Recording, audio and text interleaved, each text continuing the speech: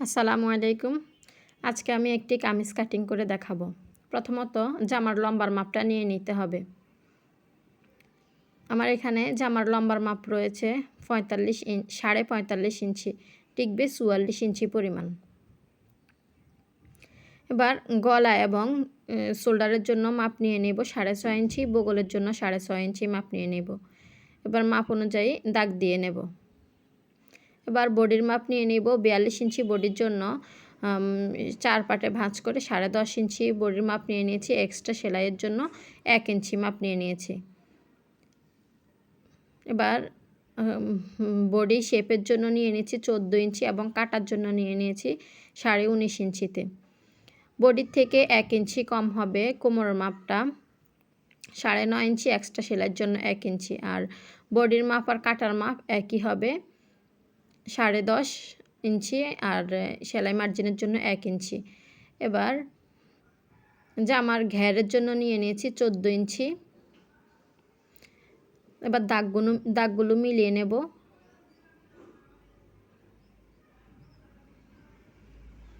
সুন্দরভাবে দাগগুলোকে মিলিয়ে নিতে হবে। এবার বগল শেপের জন্য ওই কর্নার থেকে ধরে 1.5 ইঞ্চি উপরে একটি মার্ক করে নেব। এবার মার্ক অনুযায়ী গোল করে শেপটা দিয়ে নেব।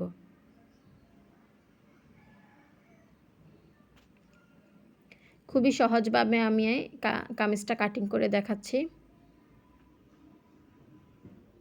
আবারও দেখে নিলাম 14 ইঞ্চিতে মার্ক করে নিয়েছি। এবার সেলাই মার্জিনের জন্য যে 1 ইঞ্চি বা এক্সট্রা নিয়েছি ওইখান থেকে ধরে ইঞ্চি টেপটাকে একদম নিচ পর্যন্ত নিয়ে নিতে হবে। এবার নিচের দিকে 1/2 ইঞ্চি উপরে একটি মার্ক করে নেব। বা সুন্দরভাবে মার্ক অনুযায়ী কেটে নিতে হবে। এক্সট্রা অংশটুকু কেটে নিব। দেখুন খুবই ইজিভাবে দেখিয়ে দিচ্ছি।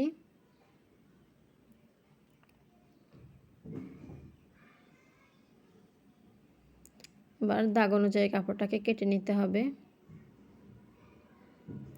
যেখান থেকে সেলাই শুরু হবে ওইখানে একটি কাট চিহ্ন দিয়ে নিয়েছি, আর কোমরের মাপে একটি কাট চিহ্ন দিয়ে নিয়েছি। দাগ অনুযায়ী কেটে নিতেছি।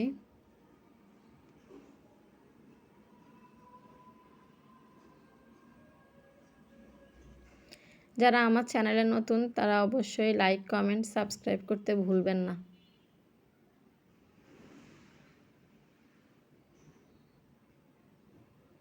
এভাবে সুন্দরভাবে কেটে নিতে হবে।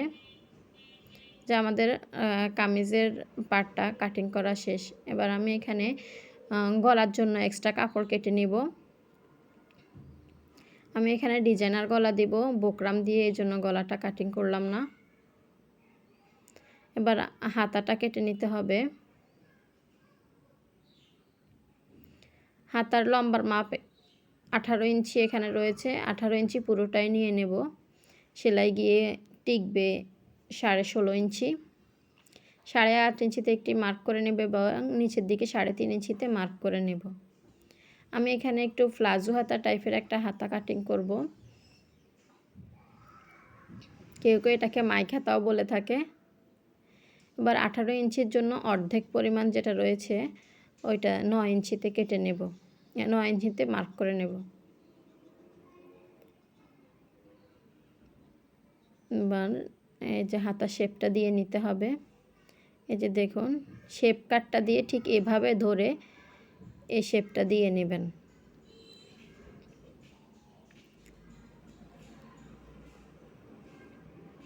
বা দাগ অনুযায়ী কেটে নেব।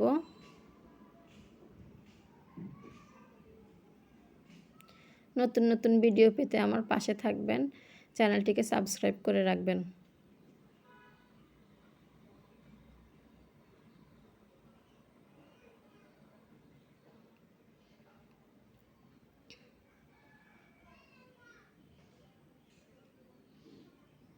যে উপরের দিক থেকে 1/2 ইঞ্চি বরাবর কেটে নিয়েছি, মাঝখানে একটি কাট চিহ্ন বসিয়ে দিয়েছি। Thanks for watching.